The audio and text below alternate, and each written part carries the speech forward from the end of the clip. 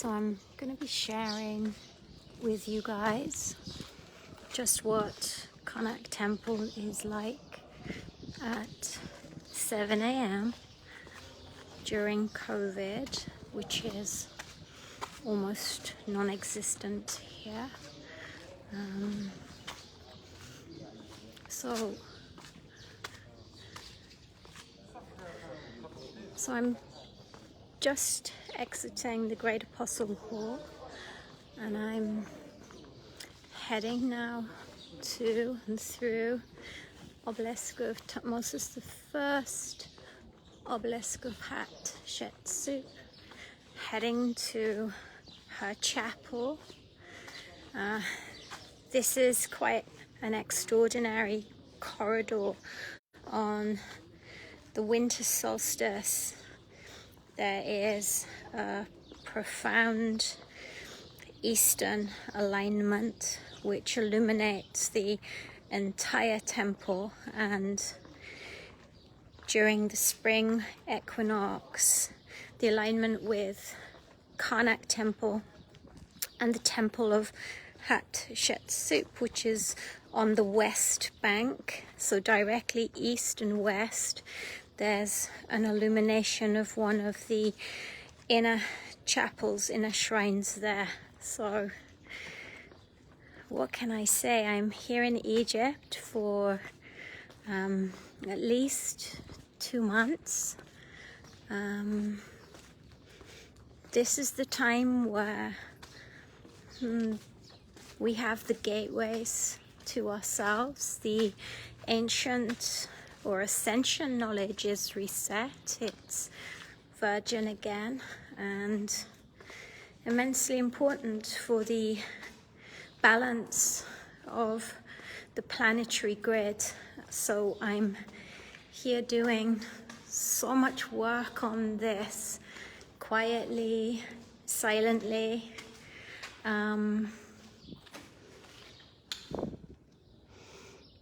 This is the extraordinary gateway, and in the distance you will be able to see the mountain range, the Theban mountain range, which is a depiction of the image of Hathor, the great sacred goddess.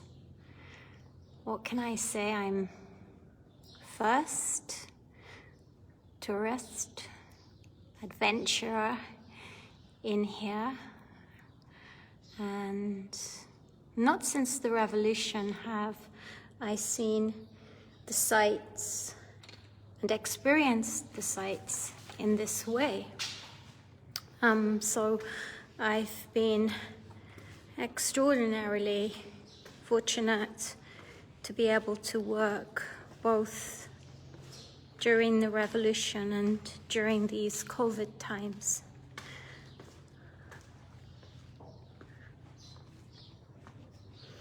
This is kind of interesting.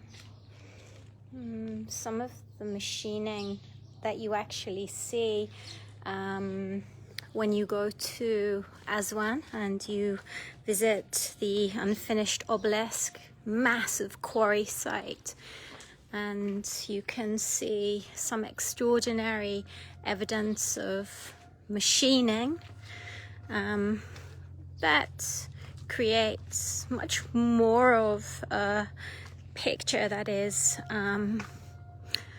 for less of an enigma in terms of what Egypt is, how they utilized the technologies of machining to create what they did.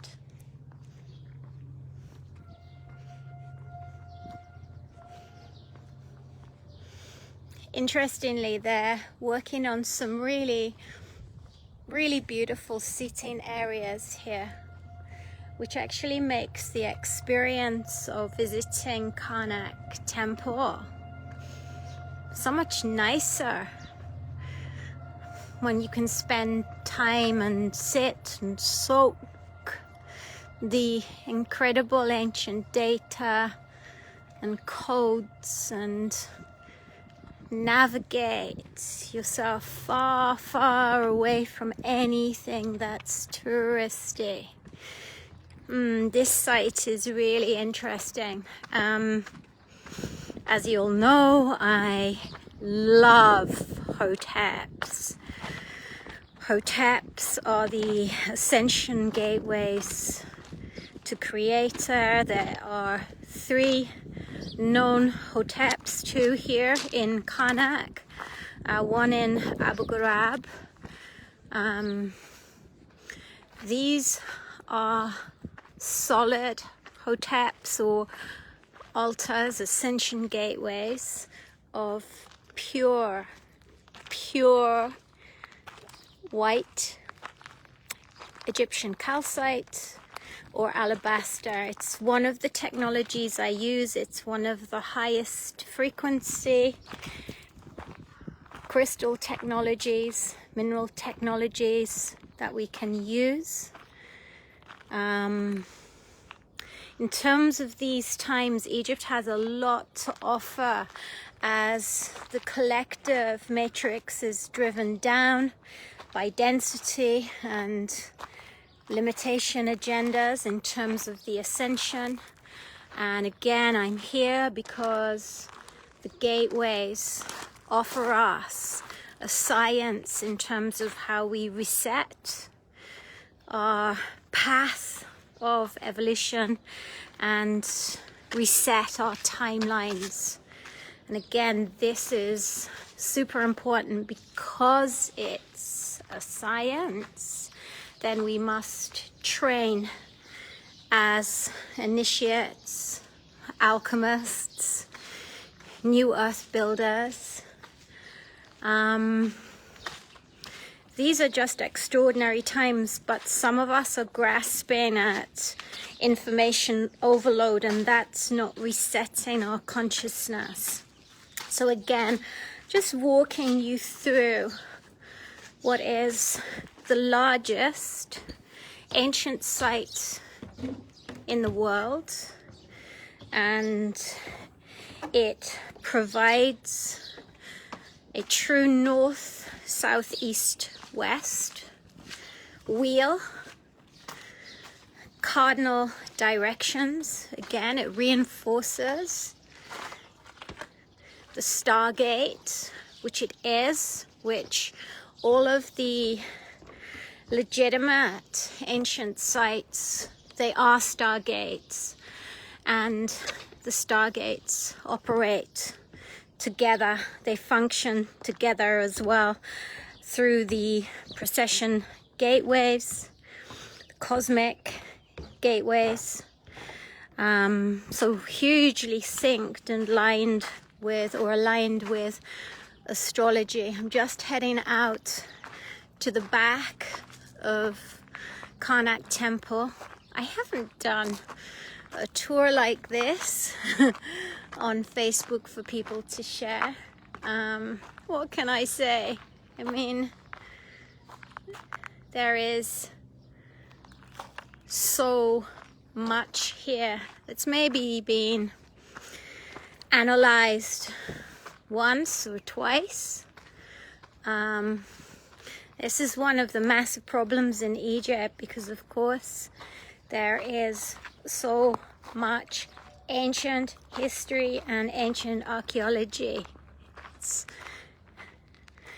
This is just one of the most incredible backdrops and is my favorite site. Well, one of my favorite sites. Yeah, these change.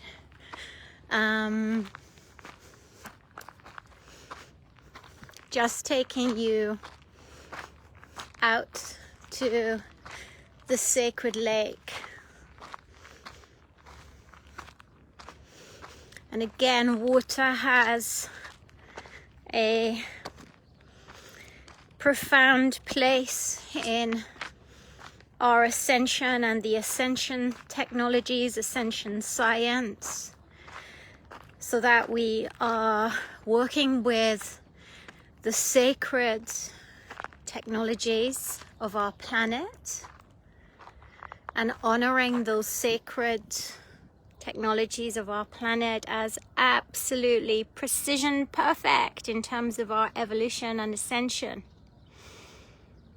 So when we understand what the earth can offer us, and when we build these extraordinary archetypal and architectural devices that take us on a flight to reach the guardians of humanity, this is what they were absolutely designed for.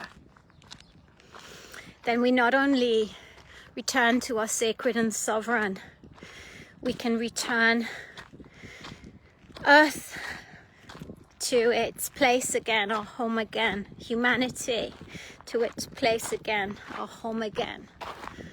This is what the evolution is about. This is what correcting the timelines is all about. And this is why I travel the world, visiting ancient gateways that hold so many secrets and keys in terms of the great mysteries of our existence. There's nothing quite like Egypt. And I spend much of my year here. And it is such an arc library of much of the deleted knowledge of a sacred and sovereign humanity.